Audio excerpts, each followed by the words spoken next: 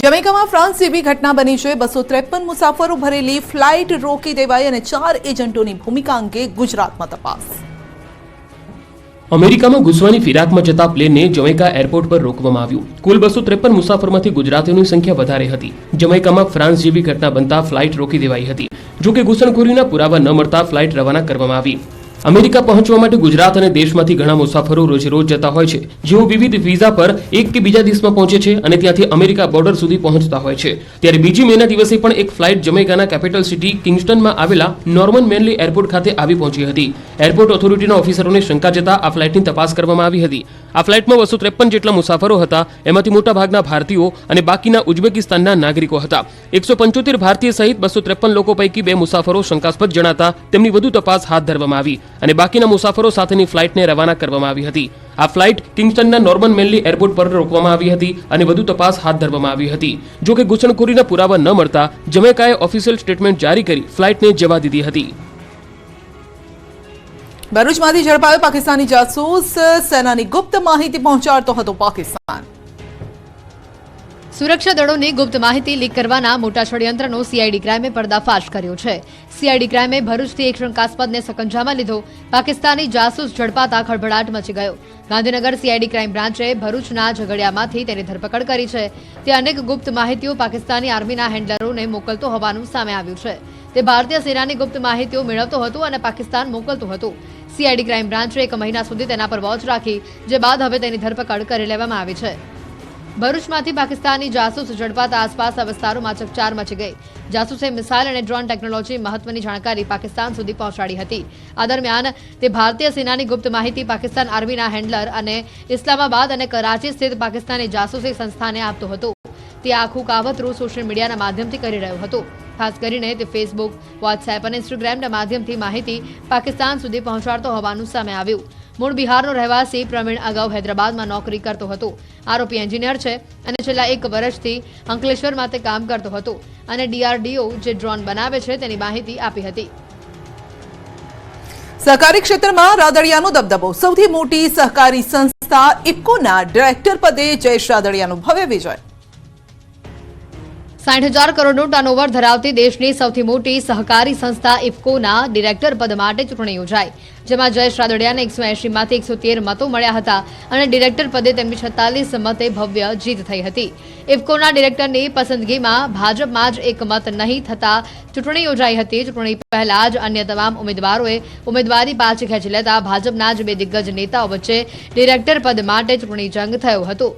આ જોતા ભાજપ સામે ભાજપ મેદાને પડ્યું હતું। મહત્વનું છે કે ભાજપે બિપિન પટેલને મેન્ડેટ આપ્યું હતું, પરંતુ ભાજપના જ ધારાસભ્ય જયેશ રાદડિયાએ પાર્ટીના મેન્ડેટની ઉપરવટ જઈ પોતાની દાવેદારી કરતા ચૂંટણી જંગ ખેલાયો હતો। આ ચૂંટણીનું આજે પરિણામ જાહેર થયું છે। 180 મતમાંથી જયેશ રાદડિયાને 113 મત મળ્યા હતા, જ્યારે તેના નજીકના હરીફ બિપિન ગોતાને 60 મત જ મળ્યા હતા। નીટની પરીક્ષામાં મોટું કૌભાંડ। પરીક્ષાના ડેપ્યુટી સેન્ટર સુપ્રિન્ટેન્ડન્ટની વોટ્સએપ ચેટથી રહસ્ય ખુલ્યું।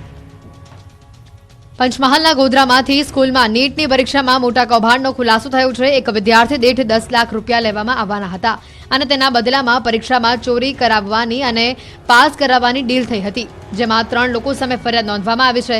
જેમાં જય જલારામ સ્કૂલના શિક્ષક તુષાર ભટ્ટ, વડોદરાના રોય ઓવરસીઝના માલિક પરશુરામ રોય અને ગોધરાના આરિફ વોરા સામે ફરિયાદ નોંધાવાઈ છે। ત્યારે રોય ઓવરસીઝના માલિક પરશુરામ રોયની એસઓજી પોલીસે ધરપકડ કરી છે। ખાસ વાત તો એ છે કે પરીક્ષાના ડેપ્યુટી સેન્ટર સુપ્રિન્ટેન્ડન્ટની ગાડીમાંથી 7 લાખ રૂપિયા મળતા સૌ કોઈ ચોંકી ઉઠ્યા, જેમાંથી પરશુરામ રોયની વડોદરાની એસઓજી પોલીસે ધરપકડ કરી છે। નીટ જેવી પ્રતિષ્ઠિત પરીક્ષામાં ચોરીનું કૌભાંડ સામે આવતા ખળભળાટ મચી ગયો છે। જેમની સાથે પૈસાની ડીલ થઈ હતી તેમને ઓએમઆર ખાલી છોડી દેવાની સૂચના આપવામાં આવી હતી। આમ કુલ 6 વિદ્યાર્થીઓના નંબર મેળવીને સારા માર્ક્સની આચરવાને ગેરરીતિ આચરાઈ હતી અને આ સમગ્ર મામલે હાલ વધુ તપાસનો ધમધમાટ ચાલુ છે। મહીસાગરના પ્રથમપુરા ગામમાં બૂથ કેપ્ચરિંગમાં ચૂંટણી પંચનો મોટો નિર્ણય। ફરી થશે મતદાન। દાહોદ લોકસભાના એક બૂથ ઉપર ફરીથી મતદાન થશે। 11 મે એટલે કે શનિવારે પુનઃ મતદાન હાથ ધરાશે। દાહોદ લોકસભા મત વિસ્તારમાં આવતા મહીસાગર જિલ્લાના પ્રથમપુર ગામના આ બૂથમાં ભાજપ નેતાના દીકરાએ બૂથ કેપ્ચરિંગ કરીને બોગસ મતદાન કર્યું। વિજય ભાભોર નામના શખ્સે ઈવીએમ પોતાના પિતાનું ગણાવ્યું અને જાણે કે લોકશાહીનું ગળું દબાવવા આવ્યો હોય તેમ ભાજપના ઉમેદવાર જશવંતસિંહ ભાભોરના સમર્થનમાં બટન દબાવવા લાગ્યો હતો। ભાજપના નેતાના દીકરાની આ કાળી કરતૂતના કારણે જ 1224 લોકોએ ફરીથી મતદાન કરવાનો વારો આવ્યો. બુધવારે આ વિડીયો વાયરલ થયા બાદથી જ વિવાદ શરૂ થયો. તો બૂથ કેપ્ચરિંગની ઘટના બાદ ચૂંટણી પંચે વધુ એક કડક કાર્યવાહી કરી. મતદાન મથકના સ્ટાફના કુલ 6 કર્મીને સસ્પેન્ડ કરી દેવામાં આવ્યા છે. મતદાન મથકના 4 કર્મી અને 2 પોલીસ કર્મી સસ્પેન્ડ કરાયા છે. જિલ્લા ચૂંટણી અધિકારીએ તમામને સસ્પેન્ડ કરીને આકરા પગલાં લીધા. મહત્વનું છે કે આ મામલે પોલીસ દ્વારા 2 લોકોની ધરપકડ કરવામાં આવી છે. કારમાં ચોરખાનું બનાવી ગોવાથી 629 બોટલ દારૂ લાવતા પકડાયા. જૂનાગઢના 4 શખ્સો પોલીસ સકંજામાં. બુટલેગરો અલગ અલગ તરકીબથી દારૂ ઘુસાડવાના પ્રયત્નમાં હોય છે. આવી જ ઘટનાનો રાજકોટ ગ્રામ્ય પોલીસે પર્દાફાશ કર્યો. વીરપુર પાસેથી રાજકોટ ગ્રામ્ય એલસીબીએ બાતમીના આધારે બુટલેગર અને 3 વેપારીને 629 બોટલ વિદેશી દારૂ સાથે પકડી લીધા. જૂનાગઢથી ગોવા ફરવા આવેલા 4 શખ્સો ગોવાથી કારમાં ચોરખાનું બનાવી 629 બોટલ વિદેશી દારૂ છુપાવીને જૂનાગઢ લઈ જતા હતા.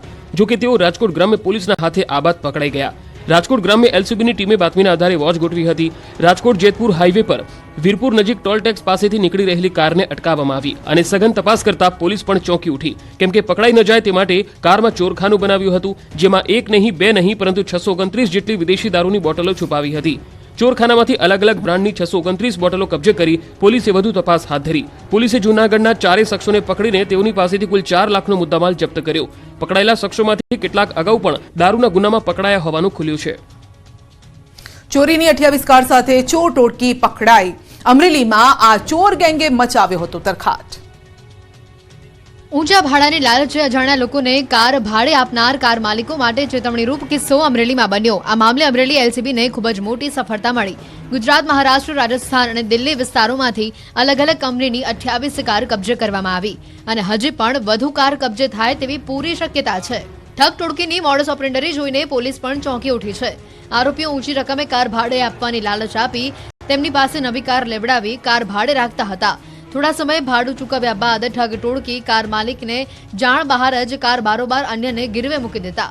કારના બદલામાં રકમ મેળવી અને બાદમાં કાર માલિકને કાર ભાડું આપવાનું બંધ કરી કાર માલિકો સાથે છેતરપિંડી અને વિશ્વાસઘાત કરતા. સમગ્ર મામલે આરોપીઓએ 70 થી વધુ કાર મેળવી હતી. મુખ્ય સૂત્રધાર અલ્પેશ જરીવાલાની સઘન પૂછપરછ કરતા તેમનો ગુનાહિત ઇતિહાસ પણ જબરો છે, જેમાં સુરત શહેર, વલસાડ સહિત કુલ 15 ગુના નોંધાયા છે. ઊંચી રકમે કાર ભાડે આપવાની લાલચે જુદા જુદા વિસ્તારના અનેક કાર માલિકો છેતરાયા છે અને છેલ્લા 8 મહિનાથી આ કૌભાંડ ચાલી રહ્યું હતું, જેનો અમરેલી એલસીબીએ પર્દાફાશ કરી મહત્વની સફળતા પ્રાપ્ત કરી.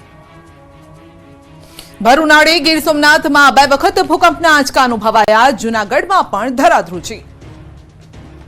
ઉનાળાની કાળઝાળ ગરમીમાં ગીર સોમનાથ અને જૂનાગઢ પંથકમાં ભૂકંપના આંચકા અનુભવાયા. સતત બીજા દિવસે પણ ધરાધ્રુજતા લોકોમાં ફફડાટ ફેલાયો. માળિયાહાટીના તાલાલા પંથકમાં ભૂકંપ અનુભવાયો. 3.7ની તીવ્રતાનો રિક્ટર સ્કેલ પર આંચકો અનુભવાતા લોકો ઘરની બહાર દોડી આવ્યા. 2 દિવસથી ભૂકંપના આંચકા શરૂ થતા સ્થાનિકોમાં ફફડાટ ફેલાયો છે. માળિયાના જલંધર સહિતના ગામમાં વધુ અસર જોવા મળી. તાલાળાથી 14 કિલોમીટર દૂર નોર્થ ઈસ્ટ તરફ કેન્દ્રબિંદુ નોંધાયું છે. મહત્વનું છે કે ગઈકાલે ગીર સોમનાથના ગ્રામ્ય વિસ્તારમાં ભૂકંપના ઝટકા અનુભવાયા. તાલાલા આસપાસના વિસ્તારોમાં ભૂકંપના આંચકાથી લોકોમાં ડરનો માહોલ છે. બપોરના સમયે 4 મિનિટમાં ભૂકંપના 2 આંચકા આવ્યા હતા. એ વખતે કેન્દ્રબિંદુ તાલાલાથી 13 કિલોમીટર દૂર નોર્થ ઈસ્ટમાં નોંધાયું હતું. બોરવેલમાં પડેલા બાળકને બચાવી શકાશે. જી હા, બારડોલીમાં વિદ્યાર્થીઓએ બનાવ્યું અનોખું યંત્ર. બારડોલી તાલુકામાં એન્જિનિયરિંગના વિદ્યાર્થીઓએ નવતર સંશોધન કર્યું.